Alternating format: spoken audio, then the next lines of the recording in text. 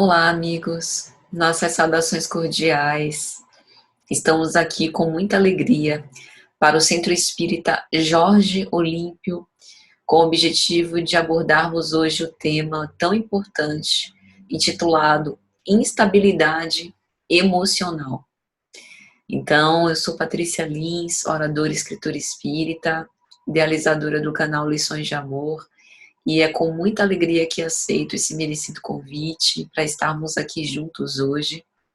Que Jesus possa nos abençoar em nossos raciocínios e reflexões, com o objetivo de que essas reflexões sejam de alguma sorte úteis para nós pensarmos em nossos comportamentos, nos nossos modos de pensar e de sentir, e que de alguma sorte isso nos inspire à mudança necessária.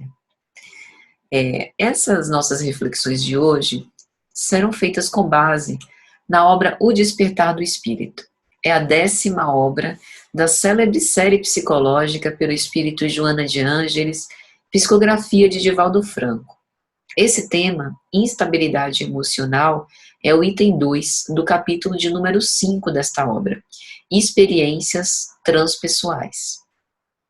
É importante a gente dizer que para Joana de Ângeles, o ser humano é, na sua essência, eminentemente transpessoal, ou seja, é uma compreensão do indivíduo quanto às dimensões que transcendem o corpo, físico, mental, emocional e espiritual, de modo que assim possa se dar a extensão, a ampliação da sua consciência. Nós sabemos que, de acordo com a questão número 23 de O Livro dos Espíritos, em que Kardec pergunta o que é espírito, com E minúsculo, os imortais vão dizer que espírito é o princípio inteligente do universo. Então, nós fomos criados, tais princípios inteligentes pela causa primeira de todas as coisas, como está lá na questão de número 1 de O Livro dos Espíritos. Então, inicialmente, antes de nos tornarmos individualidades, fomos uma chispa de Deus, em forma de psiquismo inicial. Como na questão número 88 de O Livro dos Espíritos, os imortais nos dizem: o espírito é, se quiserdes, uma chama, um clarão ou uma centelha etérea. Então, nós somos semelhante à semente que preserva o potencial de transformação e que temos a destinação indesviável de nos autorrealizarmos. Assim sendo, essa realidade transpessoal nos mostra o quanto que nós não estamos restritos a esta existência e transcendemos o corpo.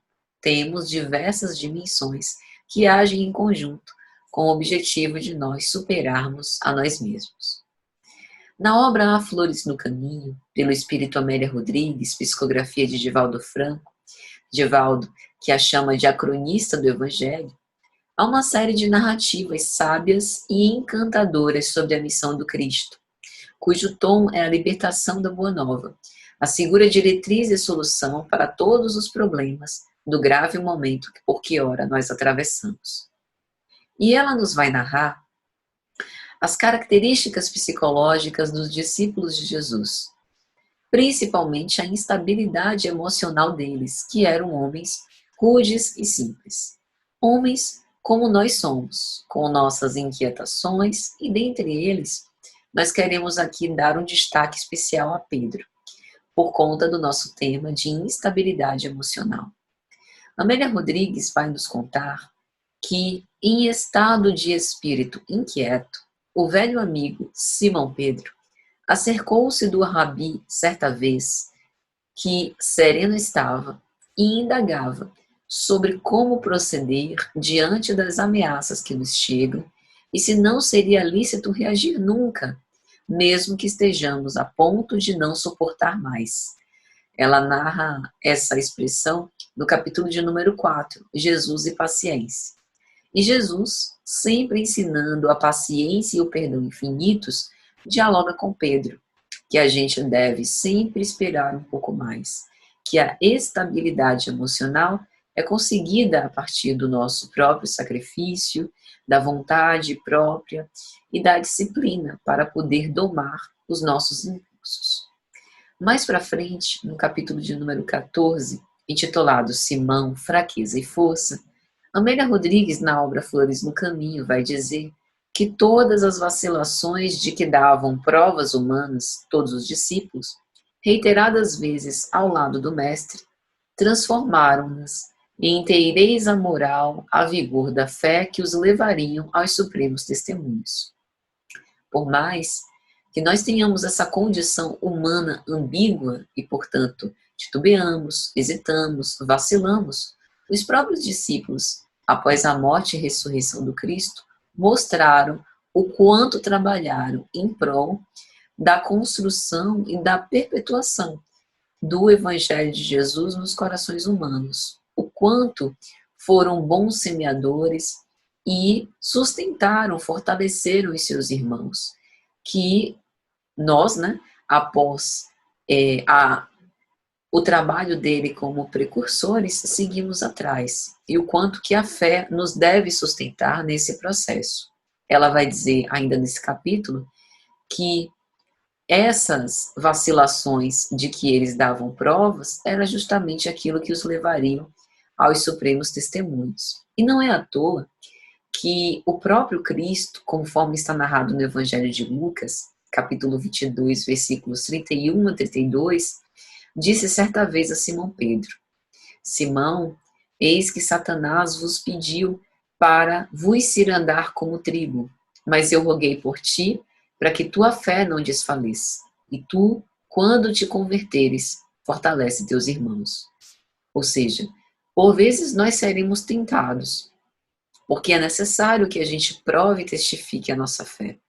Mas, desde que os nossos sentimentos estejam pautados no bem, nós sempre estaremos convidados, protegidos, rogados pelo próprio Cristo, para que a gente permaneça firmes na fé, para que a nossa fé não desfaleça e assim nós consigamos fortalecer os nossos irmãos. Amélia vai continuar dizendo nesse mesmo capítulo que, porque identificava a natureza humana fraca do apóstolo querido, Jesus permitiu que ele fosse visitado pela tentação, lecionando humildade e submissão a todos os estudiosos da Boa Nova. É muito importante a gente saber disso, mesmo porque no Pai Nosso a gente já sabe, livrai-nos de cair nas tentações, não nos deixeis cair nas tentações. Ou seja, as tentações vão ocorrer, mas que nós tenhamos força e coragem moral suficiente para resistir. É importante pensar sobre isso porque nós não somos prediletos, não estamos em regime de exceção. E é importante pensar que a instabilidade emocional é um processo esperado do aperfeiçoamento moral, mas não é por isso que é um processo banal que deva ser ignorado. A gente precisa lutar com todas as forças para que nós construamos uma estabilidade emocional. É uma etapa importantíssima a ser vencida para a conquista da nossa maturidade psicológica. E Joana de Ângeles, voltando ao nosso livro, O Despertar do Espírito, vai nos apontando as causas. Os vícios mentais, diz ela, e as fixações danosas, que procedem das existências espirituais anteriores, vão se integrando de tal forma ao eu profundo que se manifestam de forma perturbadora, com síndromes variadas de desajustes emocionais, psiquiátricos e orgânicos. Mediante uma delicada comparação, Jesus se refere ao tesouro adormecido do inconsciente profundo, falando dos conteúdos transcendentes de que somos portadores, ao afirmar que a semente que não morrer não viverá. Então nós já sabemos que nós não somos apenas a consciência, pelo contrário, o inconsciente nos dirige, nos governa. Nós já sabemos que no inconsciente ele exerce uma influência poderosa sobre a nossa vida, sobre as nossas emoções, sobre os nossos comportamentos e atitudes, sem necessariamente ele precisar ser abalizado pela nossa consciência. Jung chama de inconsciente pessoal esse conjunto do material esquecido ou reprimido, o que o ego ou o eu não suporta, desempenhando um papel fundamental na produção dos sonhos, que abarca vivências, emoções e sentimentos do próprio indivíduo ao longo da sua história. é o inconsciente freudiano, esse consciente pessoal junguiano. E Jung também adiciona um outro conceito, eu cito Jung porque ele é citado enquanto fundador da psicologia analítica por Joana de Ângeles, nas suas obras da série psicológica, dentre outras escolas psicológicas que ela também cita. Para Jung, o inconsciente coletivo consiste na herança espiritual da evolução da humanidade, nosso legado mais arcaico, proveniente dos estratos mais profundos da psique, nos quais estão as vivências primordiais da humanidade como um todo, inerentes ao psiquismo de cada ser humano. É nessa segunda dimensão do inconsciente que se encontra a fonte da imaginação criadora, que se exprime nas imagens arquetípicas presentes nas mitologias de todos os tempos. Então, diante disso, nós percebemos que o nosso inconsciente profundo é onde estão gravados todos os conteúdos originários das múltiplas experiências, que aos poucos vão ser integrados ao nosso eu profundo. E ao longo dessas existências, eventualmente eles podem ser evocados à consciência, nos permitindo compreender as relações neuróticas que nós estabelecemos com o nosso mundo externo. Então, Joana também vai falar que esse psiquismo inicial permanece como fulcro gerador de energias, tornando-se co-criador constante. Nós somos herdeiros de nós mesmos e, por vezes, esses conteúdos inconscientes emergem para que a gente dê conta disso, né? Consiga elaborar tudo isso. Ela também nos diz o quanto essa emissão da onda mental, que se converte em pensamento, palavra e ação, dá surgimento a edificações correspondentes, como é perfeitamente compreensível. E aí a gente se lembra de Jesus falando sobre o pecado por pensamento. Capítulo 5 de Mateus, versículos 27 a 28, no Sermão da Montanha. Ouvistes o que foi dito aos antigos, não adulterarás. Eu, porém, vos digo que todo que olhar para uma mulher cobiçando-a, já no seu coração adulterou com ela. Os crimes mais hediondos começam num pensamento. E os ideais mais elevados também. A gente sabe que em O Livro dos Espíritos, na questão 649, os imortais vão dizer que adorar a Deus é elevar os pensamentos a Ele. Nosso pensamento cria a vida que procuramos. Como a própria benfeitora Joana de Ângeles nos diz, a mente é dínamo, gerador de energia, conforme conteúdo emocional próprio. Então, a vontade acaba governando a ação mental. Embora a gente não possa escolher o que nós pensamos, nós escolhemos o que vitalizamos, os nossos hábitos mentais. E a força psíquica é fonte de saúde e de doença. O pensamento acaba se propagando facilmente e ressoa em tudo na criação, principalmente nas imagens mentais que orbitam em derredor dos nossos passos. Recordemos que na obra Evolução em Dois Mundos, pelo espírito André Luiz, ele vai dizer, nessa substância original, ao influxo do próprio Senhor Supremo, operam as inteligências divinas a ele agregadas em processo de comunhão indescritível, falando sobre a gênese espiritual, a gênese material do próprio Borbe, que as entidades angélicas se associavam por pensamento a Deus para todo esse tipo, né, de criação copartícipe. Então, isso significa que realmente o pensamento é dínamo gerador de vida. Quanto mais vitalizada uma ideia, mais ela é predominante. Aí a gente pode imaginar o quanto que é atormentador a gente nutrir pensamentos de raiva, ódio, indignação, que só nos destrambelham psiquicamente, nos desarvoram e nos desestruturam, trazendo estabilidade emocional como um dos seus sintomas mais crônicos. Então, nós estamos sendo convidados a uma nova conduta moral, sob inspiração do Cristo, não alimentar angústia, melancolia injustificáveis, pois essas são atitudes infelizes que acabam nos desorganizando psiquicamente, agredindo o patrimônio da vida.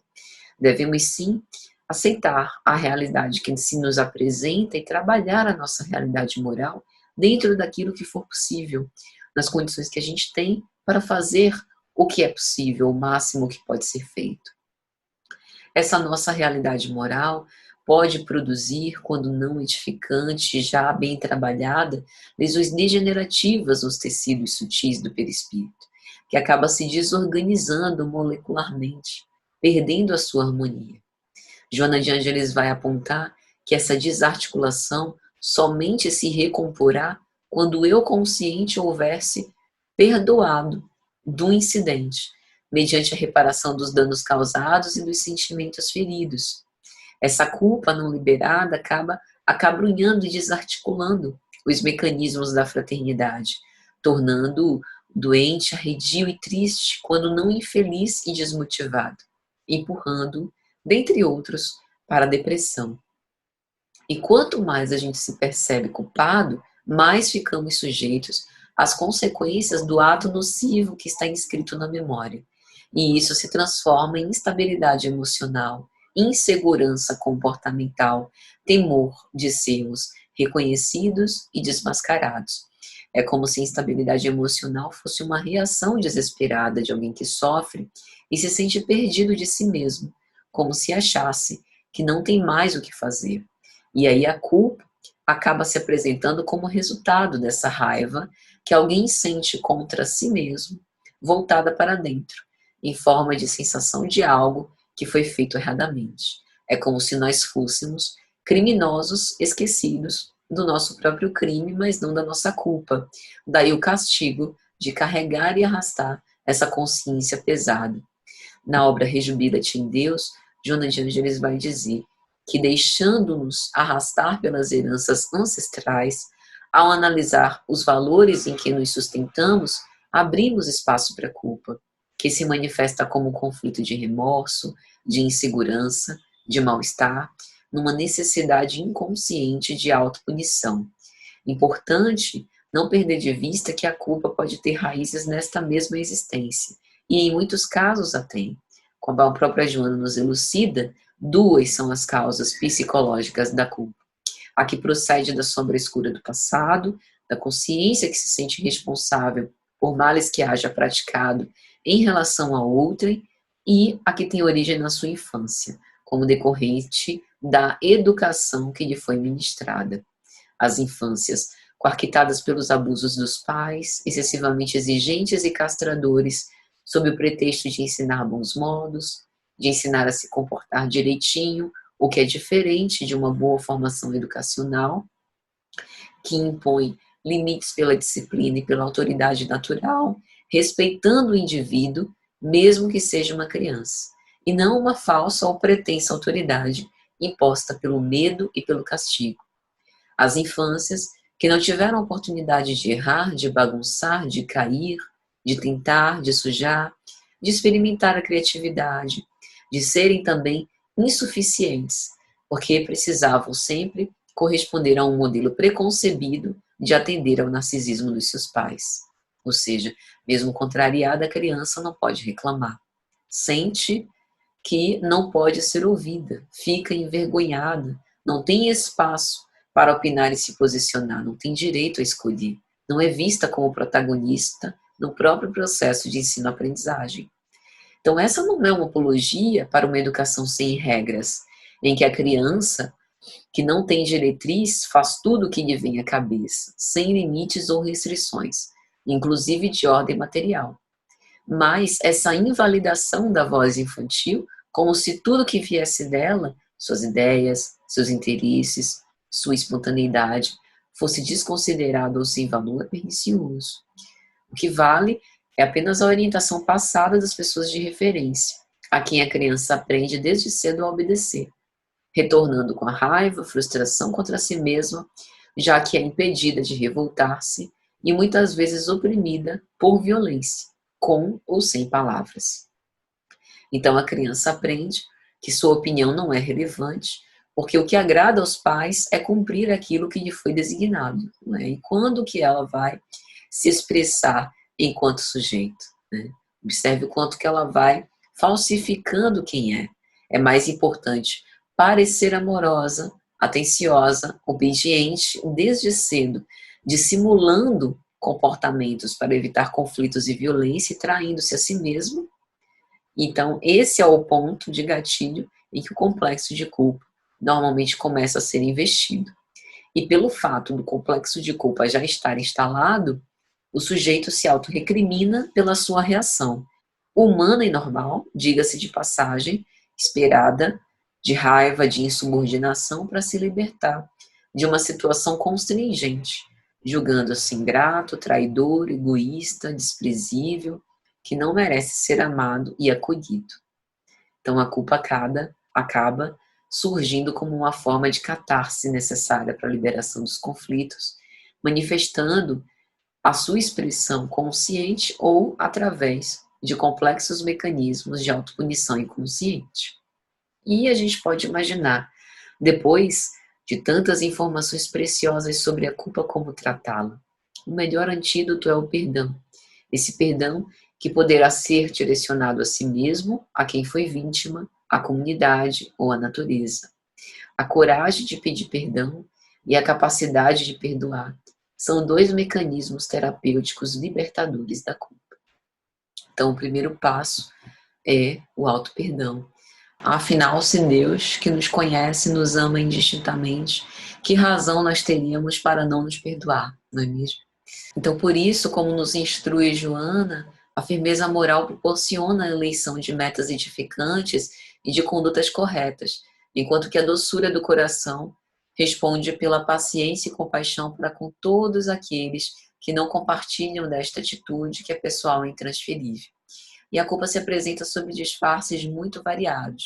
O complexo de inferioridade, a síndrome de desconfiança, a busca de solidão, a inveja dos triunfadores, a fadiga para mais ter e não perder o falso lugar de destaque. Então, nesse ponto de vista, a gente observa o quanto as oscilações de humor são muito variadas também, atormentando os indivíduos, deprimindo-os, tornando-os revéis, indispostos, agressivos. São espécies de tempestades emocionais que terminam por afetar a conduta, como uma impressão dos conflitos nos códigos genéticos como fatores predisponentes para o desenvolvimento de certos transtornos. Então, é muito importante a gente observar isso. A causa é, de fato, um destrambelhamento moral, uma certa... Então, esses transtornos têm como causa raiz um problema moral, uma questão que precisa ser reparada perante a lei.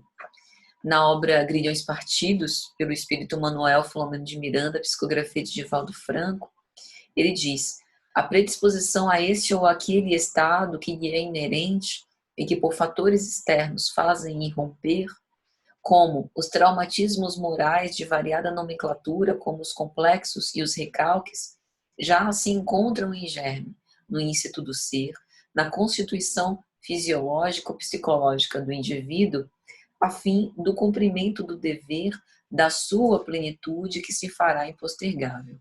Então, o que a gente chama, né, em termos psicológicos, psicanalíticos, como complexos, como transtornos de personalidade, né, como retorno do recalcado, são, na verdade, todos esses conflitos impressos nos códigos genéticos por conta de serem dramas morais, né, que desarmonizaram o modelo organizador biológico perispírito e que, portanto, eles imprimiram na carne, no código genético, na hereditariedade, fatores predisponentes para o desenvolvimento de certos transtornos, a produção de certas distonias emocionais.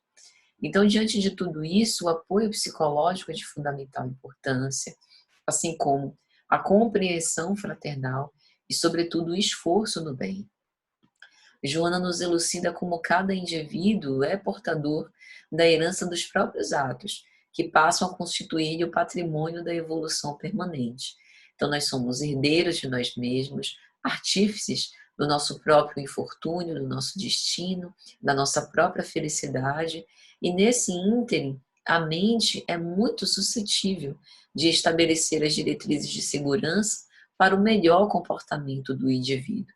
Por isso, a importância de nós cuidarmos dos nossos pensamentos e buscar não vitalizar pensamentos afins com a erraticidade inferior. E enquanto não for liberada essa catarse, né, esse afeto, esse conflito, enquanto não seja realizada essa reparação do mal praticado, o inconsciente vai impor esse mecanismo psicológico punitivo, exigindo a harmonia das correntes vibratórias que harmonizam o perispírito. Por isso, a correta emissão dos pensamentos salutares em favor de si mesmo e os benefícios que nós fizermos de qualquer natureza aos demais membros da comunidade humana são recursos reequilibrantes que precisam ser feito uso por aqueles que sofrem instabilidade emocional. Essa é a chamada conduta autoterapêutica. Eu faço o bem nas condições que eu tenho, dentro da minha família, dentro do meu grupo social, na minha atividade profissional, com o objetivo de ir reparando a muito e pouco todas essas distonias emocionais. É isso que colabora para a reabilitação moral do equivocado. Joana também nos diz que enquanto não ocorra esse fenômeno de liberação ou amortização da vida moral, a distonia permanecerá cobrando equilíbrio emocional, como se fosse um alarme para todo o bem, né, à custa do sacrifício próprio que nós precisaremos empreender.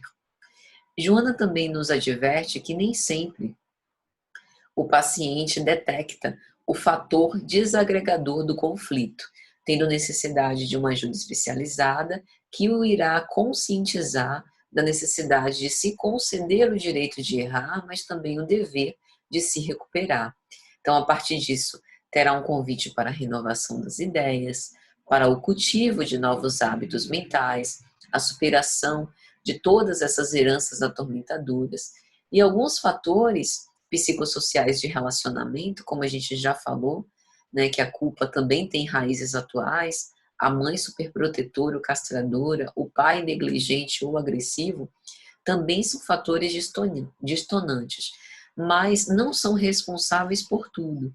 Quando há essa predisposição, esses fatores ambientais, circunstanciais, culturais, acabam desencadeando a instabilidade emocional num sentido crônico.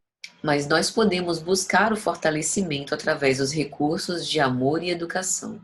Joana nos adverte que essa instabilidade emocional na consciência atual é controlada pelo superego, com suas imposições autoritárias do faça ou não faça, permitindo-se o atributo de ser o juiz que pune quando desobedecido, representando o pai tirano interiorizado. Aqui ela está fazendo uso de um conceito da psicanálise. Na virada de 20, em 1920, na sua segunda tópica, Freud apresenta uma configuração de instâncias psíquicas para explicar as forças que agem no psiquismo humano. E ele havia aproximado o id, numa das primeiras instâncias, a uma ideia de repositório de impulsos caóticos, arena de forças psíquicas, ou local de representações da pulsão. Ao eu ou ao ego, outra instância, havia atribuído a função de autoconservação e mediação do id com o mundo externo. Ele seria um centro de tomada de decisões e articulação de afetos. E ao supereu, ou ao superego, citado por Joana, a instância reguladora, censuradora, a função simbólica que organiza o desejo, representante da censura, imposta pela cultura e desenvolvida por influência das figuras parentais e dos seus substitutos. Então, nessa luta, como Joana vai dizer, o ego cede lugar ao superego para controle da situação, empurrando-se para a indecisão, para a instabilidade. Então, o que a gente faz, né? Para, digamos assim, tentar controlar um pouco mais e vivermos mais pacificados. Essa terapia de autossegurança e equilíbrio deve trabalhar a autoconfiança do paciente, que passa a assumir a responsabilidade dos atos executados. Deixa de dar tanto valor a esses ideais que foram tão importantes para a sua vida e que devem continuar como referência, mas não como juízes e censores implacáveis. A partir desse momento, o sujeito, quando passa a recuperar a sua própria capacidade de expressão, de escolha, de conduta, quando se responsabiliza pelos seus atos, começa a ter o anelo pela alegria e a consequente busca do prazer. do prazer não pelo prazer, mas do prazer estético, do prazer de viver, tendo a sensação de que agora consegue ter um pouco mais de forças para vencer esse padrão emocional. Por isso o recurso de base é tão importante. E essa revolução terapêutica constitui um grave esforço de que, inevitavelmente, ele gostaria de se poupar, mas quando percebe que tem outras pessoas que o ajudam, isso de certa forma o encoraja. E cada bom resultado, por cada boa resolução levada adiante e consumada, vai gerando mais vitalidade e coragem para tentames mais audaciosos, que redundarão em autoconfiança para uma existência saudável. Então é preciso começar e enfrentar o medo, colocar-se nas experiências, né? Absolver-se da culpa por errar. Entre os complexos mecanismos psicológicos da instabilidade emocional, como o Joana vai nos dizer, está embutido o medo, sob disfarces muito cuidadosos, principalmente dizendo respeito àquela criança que foi atormentada, que foi ferida e que busca por acolhimento, reparação. Por isso, falamos tanto na necessidade de auto-perdão, autoaceitação, autoacolhimento. Então, a maturidade psicológica é um posicionamento do ser, na verdade, um processo de aperfeiçoamento que o faz aceitar as ocorrências infelizes e ingratas, né, do mesmo modo, fazendo com que o indivíduo se sinta pleno mesmo quando as condições e circunstâncias não se lhe apresentam como ideais, porque sabe que todo empreendimento exige tempo e oportunidade. Quando passa a estar emocionalmente estável, não se exalta perante o sucesso, nem se deprime perante o fracasso. Consegue ser o mesmo em todas as situações. Então, para que a gente possa alcançar essa estabilidade emocional, nós precisamos parar de nos condenar por um sentimento que não seja socialmente aceitável, como, por exemplo, viver a tristeza, viver o luto. Desse modo, a gente se torna mais restritivo e superficial. Precisamos acolher e agasalhar quem efetivamente nós somos, porque os sentimentos agressivos e prejudiciais aos outros, por exemplo, eles não devem ser reprimidos. Também não vão ser expressados, senão nós espancaríamos todo mundo de quem não gostamos. Mas eles podem ser orientados pelo controle dos pensamentos, antes que se transformem em sentimentos que atinjam a superfície do corpo. Esse processo de autoconsciência vai conduzindo o indivíduo à compreensão de como deve agir dentro dos códigos sociais, de ética, de interrelacionamento pessoal, estruturando a sua personalidade e a sua estabilidade. Portanto, liberar o inconsciente da culpa, mediante uma nova compreensão da existência humana, é o nosso final, é o nosso objetivo, pautado no autorrespeito e na consideração por todas as coisas. Que possamos aprender com o próprio Pedro, tão instável emocionalmente, e à custa do trabalho, né, de submeter-se com humildade aos desígnios do Pai, indo em determinados momentos a lugares onde ele não desejava ir, mas que precisava realizar o seu papel. Foi construindo não apenas essa comuna cristã, né, funcionando como pedra angular da primeira igreja cristã primitiva, mas foi construindo um amadurecimento psicológico próprio, construindo a sua própria estabilidade emocional, se tornando referência para tantos, inclusive para nós mesmos. Portanto, é um esforço plenamente possível. Então, meus amigos, é mais ou menos isso. Na esperança de que tenha sido de alguma sorte útil, nossos votos de muita paz. Um grande abraço a todos.